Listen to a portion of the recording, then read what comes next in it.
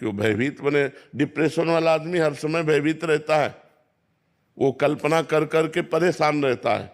इसलिए हमें लगता है कि हम ओवर थिंकिंग से बचने के लिए, डिप्रेशन से बचने के लिए, अशांति, भय, दुख से बचने के लिए भगवान का आश्रय लें और भगवान का नाम जप खूब करें, भगवान की कथाएं सुने और भगवान की सेवा करें।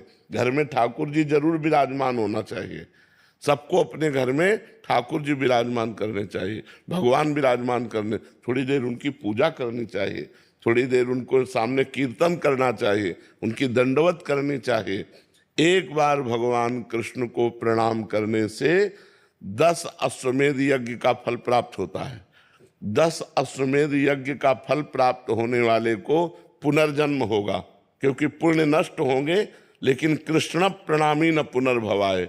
जो भगवान कृष्ण को प्रणाम करता है, महाभारत में लिखा हुआ है, एकोपि कृष्ण कृता प्रणामो दशाश्वमेधा व्रतेन तुल्या दशाश्वमेधि पुनरेपि जन्मो कृष्ण प्रणामी न पुनर्भवाय। 10 अश्वमेध यज्ञ का फल प्राप्त होता है साष्टांग दंडवत करने से भगवान को।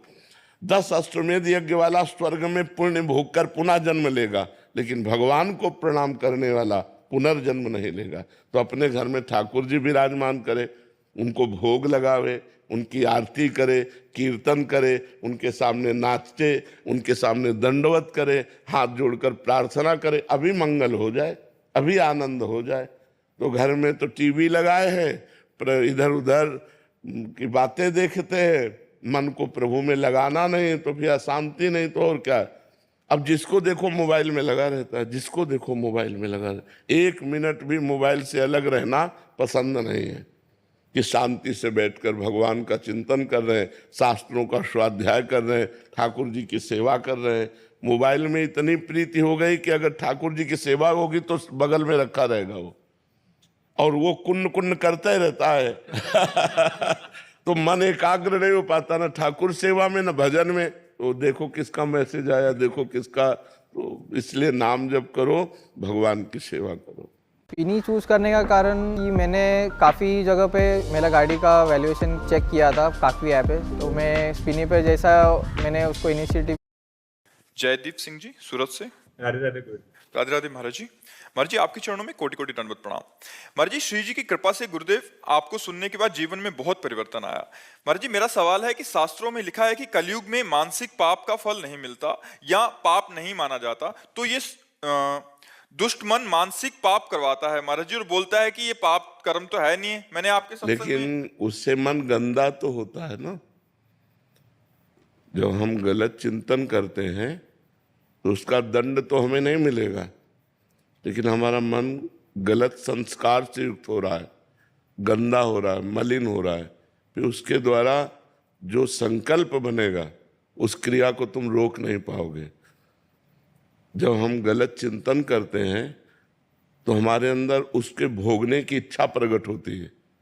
ध्यायते विषयास पुंसास संगास तेषु उपजायते संगात संजायते कामः। फिर काम का प्रादुर्भाव होता है और फिर हम नष्ट हो जाते हैं। तो हमें पहले ही प्रक्रिया में जब हमारा गलत चिंतन मन कर रहा है, उसी समय में राधा राधा राधा राधा और गलत चिंतन हमें रोकना है। हमें गलत चिंतन का दंड तो नहीं मिलेगा, लेकिन हमारा संस्कार गलत हो जाएगा, हमारा मन गंदा हो जाएगा। मन गंदा हो गया तो तन गंदा होने में देर नहीं लगेगी, और तन गंदा और मन गंदा तो फिर दुर्गति पक्की। इसलिए हमें राधा राधा, जिस समय हमारा मन गलत संकल्प करता हो, गलत चिंतन करता हो, उस समय यदि हम नाम चला रहे हैं तो हमारा मन पवित्र हो जाएगा। वो गंदी बातें जो चिंतन में बराबर चल भी रही हो, हम राधा राधा बोल रहे हैं तो बराबर गंदी बात भी चल रही, तो सब डिलीट होती जाएगी, वो सब नष्ट हो जाएगी।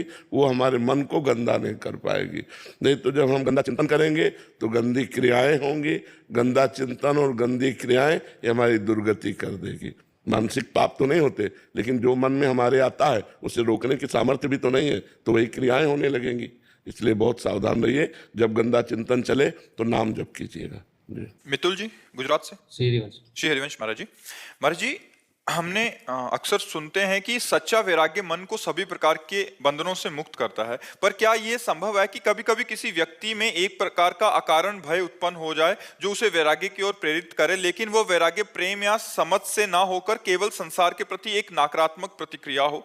यदि ऐसा है तो इस भय जनित वैराग्य की प्रेम जनित वैराग्य में कैसे परिवर्तित किया जाए ताकि हमारे केवल भय का परिणाम ना होकर भगवत प्रेम की स्वाभाविक अभिव्यक्ति बने? इसमें नवधा भक्ति सहायक होगी। किसका प्रश्न है? इसमें नवधा भक्ति सहायक होगी। भगवान के परम पावन चरित्रों का श्रवण कथन, भगवान का नाम कीर्तन, भगवान का नाम जप, भगवत भाव से सबको सुख पहुंचाना। देखो, किस बात से वैराग्य लेना है ये बात समझना है। गलत आचरण जो पाप है बस उससे हटना है। हमें पानी पीना है, हमें अन्न पाना है, हमें कपड़ा पहनना है, हमें समाज में रहना है, हमें समाज के व्यवहार से युक्त रहना है, जीना है। अच्छा, मान लो जैसे कह दो आपकी बैरागी होकर बाबा जी, तो हम तो बचपन से हैं, आना पड़ा ना समाज में। जाने के पहले यहाँ से भगवान ने कि तुम्हें जो कुछ प्राप्त हुआ समाज को दीजिए और फिर आइए। तो समाज का स्वरूप भगवान का स्वरूप है, ये सब भगवत स्वरूप है। अगर हम इनसे नकारात्मक भाव रखेंगे तो हमें भगवान की प्राप्ति नहीं होगी। मैं सेवक सचराचर रूप स्वामी भगवंत, मेरा आराध्य देव सब रूपों में विराजमान, मैं सेवक हूं, ऐसी भावना से यदि चला जाए तो वैराग्य अपने आप शुद्ध भगवत प्रेम प्रकट कर देगा। अब जैसे वैराग्य में व्यक्ति के प्रति घृणा, तो घृणा और नफरत ये अशांति पैदा करती है। वो सच्चा वैराग्य नहीं। नहीं नहीं, सच्चा वैराग्य है कि जैसे हम अपनी माँ के पास बैठते हैं तो हमें काम नहीं सताता। तो जननी सम जानहि पर नारी, धन पराए विषते विष भारी। संपूर्ण जगत की माताओं बहनों के प्रति पवित्र भाव हो, घृणा का भाव नहीं होना चाहिए। घृणा नफरत ये वैराग्य नहीं है। वैराग्य ये है कि हम उनके समीप रहते हुए भी गंदी वासना से युक्त न हो, और ये तभी हो सकता है जब हम भगवान का भजन करेंगे, पवित्र आहार पाएंगे, अच्छा संग करेंगे। कुसंग करेंगे, गंदा भोजन पाएंगे, गंदा चिंतन होगा, फिर गंदा व्यवहार हो जाएगा। इसलिए बहुत सावधान। जैसे लोग शराब पीते हैं तो अब उनकी बुद्धि भ्रष्ट हो जाती है, वो पवित्र संबंधों को भी दूषित कर रहे हैं। तो ये जो गंदे खाद्य हैं, गंदे पेय पदार्थ है और गंदा संग है, ये हमारी बुद्धि को भ्रष्ट करता है। और अच्छा सात्विक भोजन है, पवित्र प्रेय है, और हम साधु संग करें तो ये हमारी बुद्धि को शुद्ध करता है। और शुद्ध बुद्धि सही निर्णय करती है, अशुद्ध बुद्धि गलत निर्णय करती है। तो वैराग्य का मतलब घृणा करना नहीं है।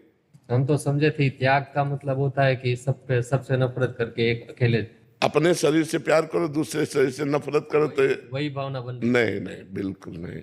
वैराग्य तो इससे लेना है, इससे हो गया तो सबसे वैराग्य हो गया।